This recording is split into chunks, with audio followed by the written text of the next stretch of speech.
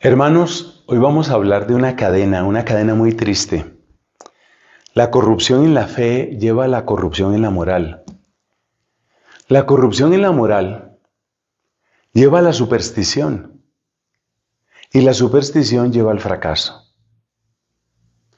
Corrupción en la fe, corrupción en la moral, superstición, fracaso. Esa es la cadena. Y esa cadena la experimentaron de una manera espantosa los hijos del sacerdote Elí.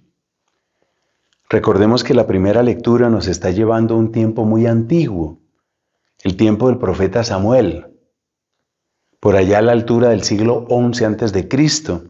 Este es el Antiguo Testamento y por consiguiente es el tiempo de aquellos sacerdotes de la tribu de Leví que por supuesto tenían sus esposas y sus hijos.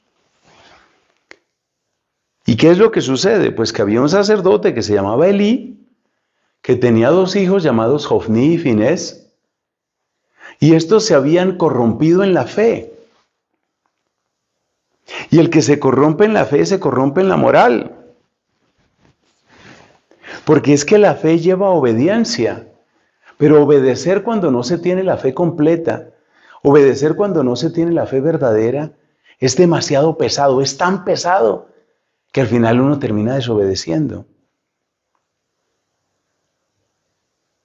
Lo que Dios quiere de nosotros es santidad, pero la santidad, si no nos apoyamos en Él, si no tenemos la alegría de pertenecerle, si no estamos convencidos de Él, la santidad se convierte en una serie de obligaciones y de prohibiciones y cargas pesadísimas. Un ejemplo muy sencillo que le sucedió a estos muchachos, a Hofni y Finés. En la ley de Moisés se prescribía claramente que los sacerdotes tenían derecho a participar de los sacrificios de los animales que en aquella época se sacrificaban, corderos, cabritos, etc. Pero el sacerdote no podía comer lo que él quisiera. O sea, el sacerdote tenía también restricciones, porque también al sacerdote había, y por supuesto que hay que educarlo. Entonces mira lo que pasaba, que muchas de esas carnes que estaban prohibidas para los sacerdotes, por ejemplo, la carne que tenía así como más gustico, como más grasita, esa carne no debía comerle al sacerdote, según la ley de Moisés. Pero, como Hofni y Finés, que eran sacerdotes según la ley de Moisés, hijos de su padre Elí, como Hofni y Finés no creían realmente en esa palabra de Dios, que estaba plenamente vigente para los judíos de aquel tiempo. Como ellos no creían en eso, como había esa fractura en su fe, pues ellos se burlaban del asunto. Entonces incumplían la ley y comían lo que a ellos se les daba la gana. No solo eso, de su error litúrgico pasaban al error moral. Abusaban de mujeres. La pérdida de la fe, es decir, el no reconocer la autoridad de Dios y por consiguiente no someternos a Él, termina en pérdida de la moral. Eso no falla. Pero perdida la moral, de todas maneras, pues hay problemas que hay que resolver. Hay desafíos.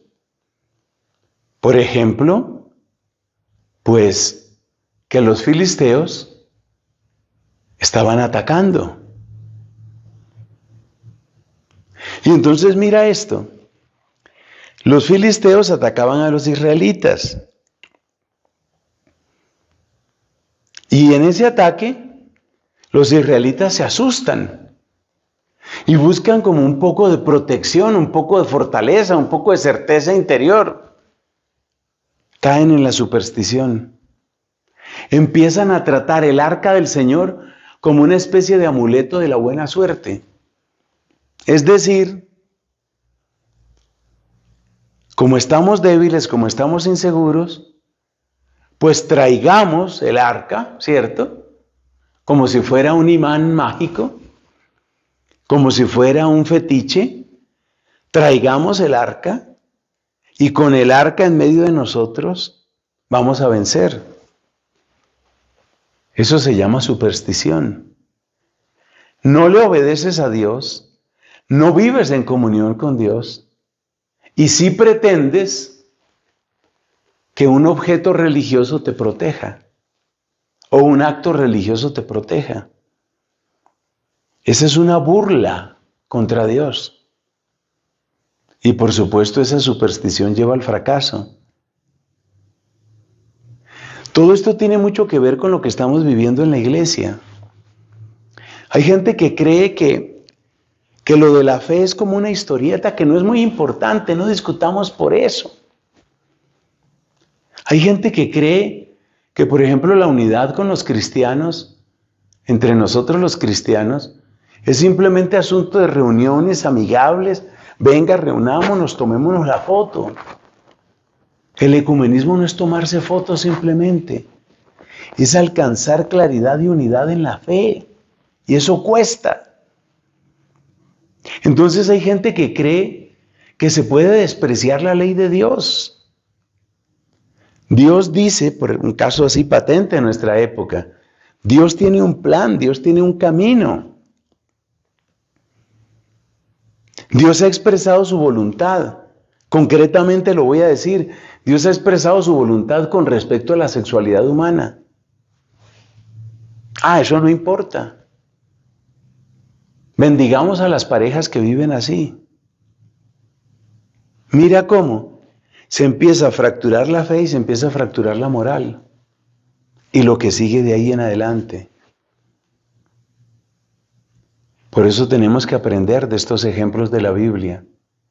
Y tenemos que entender que conservar la fe verdadera no es simplemente un asunto de intelectuales, de teólogos amargados, de rigorismo, de fariseísmo, no.